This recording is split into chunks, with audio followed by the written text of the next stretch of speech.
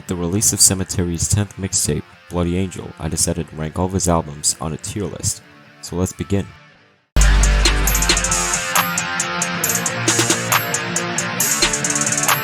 Alright, so the first mixtape we've got is Grave House. This is a collab album with his best friend Ghost Mountain, who sadly left Haunted Mound. Even though it's his first mixtape, and usually the first albums don't sound that good, this is an exception. It's actually really fun. What's really interesting about this album is the production and how, I guess you could say, grungy it feels. It feels very authentic. It doesn't feel like it's made in some kind of studio. It actually sounds like it was made by some kid in their mom's basement, and it manages to create this kind of eerie feel that Sematary tries to achieve, and he does achieve in a really good way. There are some tracks in this album, well actually most of them, that sound like Sematary and Ghost Mountain are just speaking instead of singing. I'm not saying it's a bad thing, but I feel like it can get boring sometimes. But it does kind of add to the whole, eerie aesthetic. The samples used in this album are really good. It's a great listen even though it's their first mixtape. I also recommend checking out New Rocks in Nevada, really good songs. And again, this feels more like a prologue for Sematary's whole character. One thing that I really like about this album is how both of these people synergize so well in their music. Sematary with his raspy voice creates these really good hooks, and Ghost Mountain with his angelic style just manages to, accentuate this spooky and eerie aesthetic. It's really good. So this might be a bit controversial because a lot of people consider this Sematary's best work, but I feel like he's done better, and I'm gonna give this album a B tier.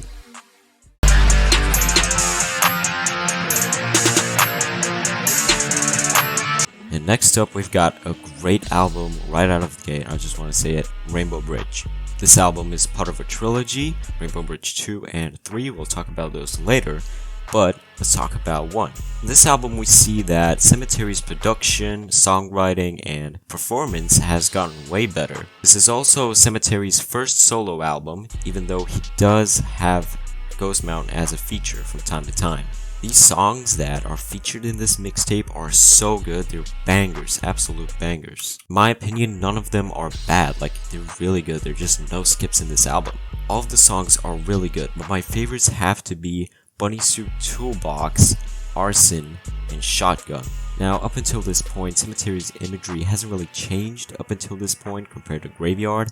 It's still about guns, murder, drugs, and all sorts of crazy horror references. And as much as I, like to praise this album, there is one problem.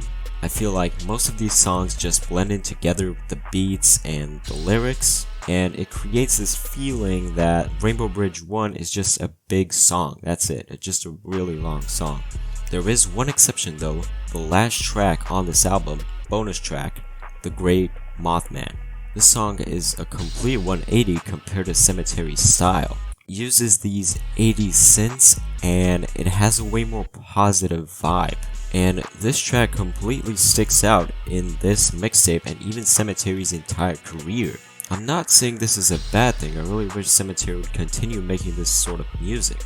So yeah, I'm gonna give this album an A. It's really good, but it's a bit repetitive. That's about it. It feels like the whole album blends together, but except for that, a really, really good album.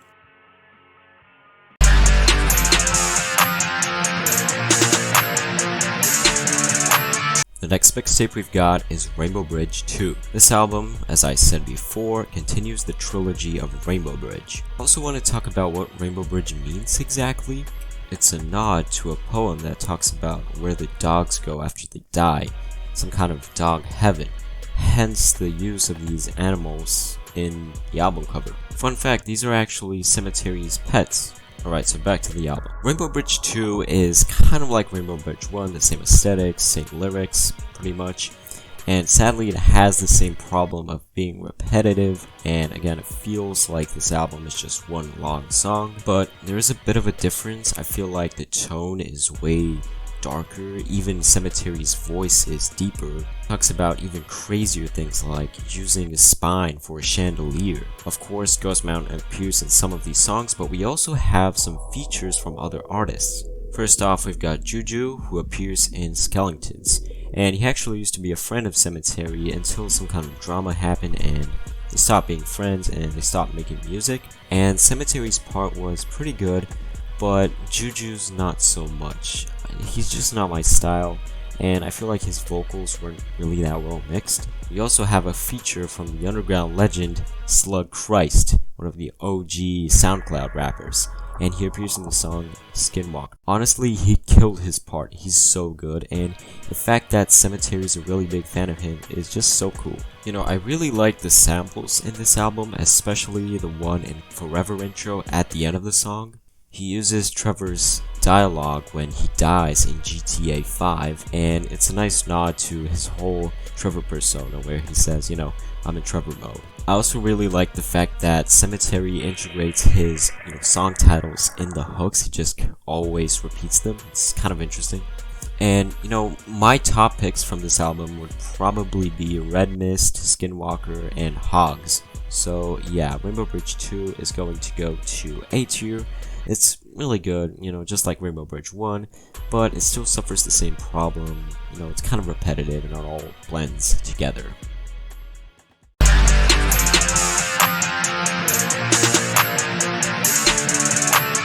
Alright, so after Rainbow Bridge 3, Sematary released a small EP, War Boy. And let me tell you something, this might be one of my favorite Sematary projects. Even though it's short, it's impactful. I mean, the beats are really good, the songs are extremely catchy. I don't know, it's just amazing. After Rainbow Bridge 3, this feels like a breath of fresh air. His flow is a bit different. Sematary raps way faster, he's more aggressive, the lyrics are even more violent, and man, the bangers, these songs are so good. I love Red Bull Attic, I love 10,000 Weeping Choirs, and I love AK-47. These three songs feel like one of my top favorite Sematary songs of all time. Like, you have to listen to this album. Also, let's mention the album cover. It's fucking insane. It seems to me that Sematary is being fucking crucified, and then there's also a picture of him, with the fucking six-pack of Red Bulls. It's fucking crazy. And it kind of sucks that this album isn't on streaming services anymore, because he was feeling pretty bad mentally back then. And yeah, he just decided to remove it. Now, I won't give this album an S tier because there is a better one, but I will give it top of A tier. It's amazing. You should totally check this album out.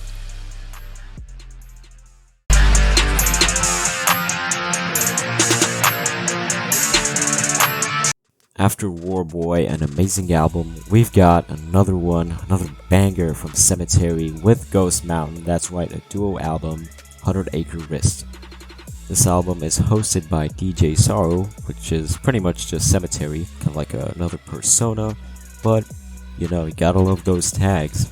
Now this album, kind of incentivizes the whole idea of, Sematary and Ghost Mountain being these crazy redneck bastards that, kill people and do all these crazy rituals. And again, got, awesome hooks from Sematary and beats, dope ass lyrics from Ghost Mountain, and one of my favorite Sematary tracks of all time, I'd say like top 3, has to be Heffalumps. Dude, let me tell you, this thing is insane. I don't know, there's just something about this song. It's just magical. The lyrics are really funny and crazy at the same time. He talks about eating nachos, while also about killing people and crucifying them. And again, paired with Ghost Mountain's angelic voice. Yeah, it's just amazing. Great album. Sadly, it got removed from Spotify because Great Man, aka Sematary, decided to delete it once Ghost Mountain left Haunted Mound, which is the same case for Gravehouse. I didn't say that, but just a little side note. But you can still check it out on SoundCloud, and I highly recommend you do so. And I'm gonna give this album an A tier. Really good, great vibe, amazing production, great lyrics, just all around a good album.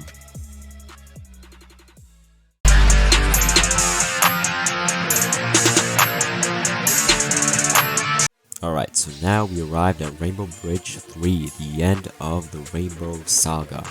This thing, I mean, is crazy. I love how just loud it is, obnoxious, but at the same time it manages to sound good, which is kind of crazy. You can see in this album just how good Sematary's production is. He destroys his beats and his vocals, but they somehow still manage to sound good. And he managed to create this album that has never been done before. I mean, black metal combined with Chief Keef and different witch house elements. It's just mind-boggling that he even thought about this. You know, all the songs are really good in my opinion. They're insane, crazy samples. Also love the DJ Sorrow tags, amazing. And if you haven't listened to this album, I highly recommend it. It's too fun. It's just fun. Just fun, dumb fun. I love it. S tier.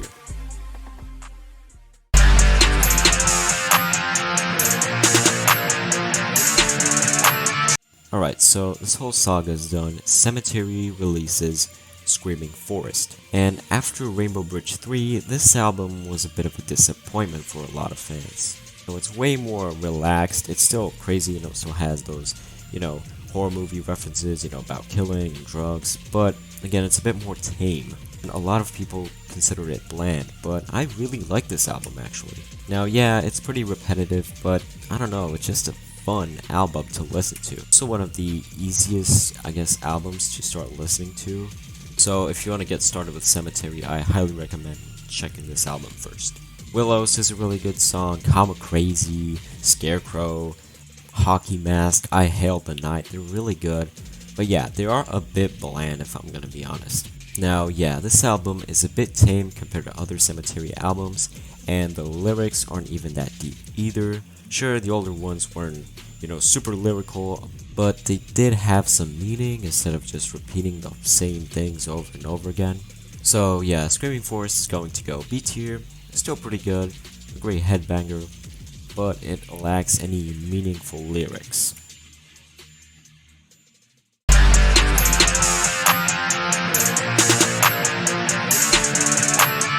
Next up, we've got Butcher House. In my opinion, this album isn't really that good. You know, it's very repetitive and it sounds like a white boy trying to be Chief Keef. Don't get me wrong, I know that, you know, the whole aesthetic of Sematary is like, ooh, he's trying to be like Chief Keef. But this is on a different level, and I'm not really a big fan of this album. It's not bad, it doesn't sound bad, but it's repetitive, like very repetitive. And a lot of the flows are kind of the same, really aggressive tone, and you know, it feels like it's trying to be Rainbow Bridge 3, but it pretty much fails. There are some good songs though, like Haunted Mount Reapers and Baba Yaga. I really like those. It seems to me that Sematary was like, oh, I have to release an album, and he tried to do something, but he kind of failed. And I rarely, you know, go back and listen to this album because it's just boring. And I'm gonna give it a C. It's pretty mediocre.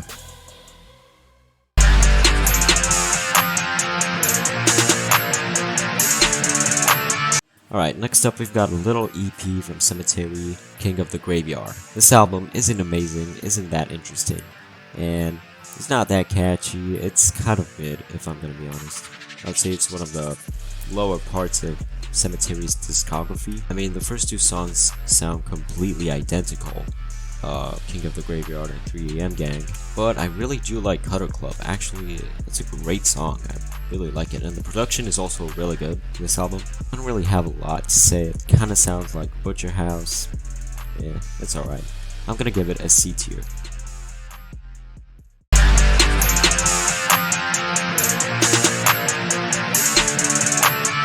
Alright, Bloody Angel, the newest album from Sematary, the 10th mixtape. Honestly, I kind of had low expectations because, you know, Butcher House and King of the Graveyard were kind of bland. They were kind of basic, and I expected Sematary to sound kind of the same. Oh boy, was I wrong. This album is really good. It still has that classic Sematary style, you know, about death, murder, drugs, and all of those other things. But this album solves one problem: his repetitive style. All of the songs manage to sound different, doesn't blend in anymore, and I really like it.